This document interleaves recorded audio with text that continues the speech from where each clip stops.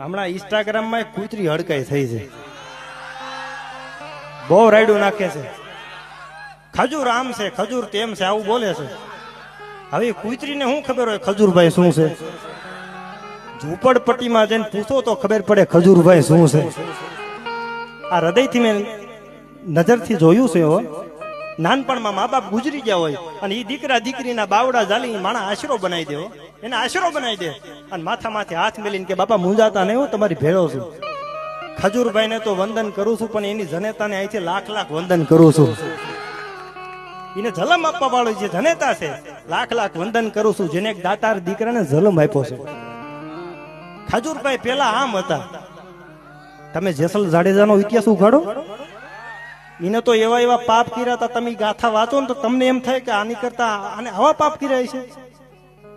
સાહેબ, હું બધાને કહું છું, માણસ પેલા શું હતો એને સામું નહીં જોતા. તમારી સામે અટાણે માણસ કેવો છે ને એના સામું જોજો યાર.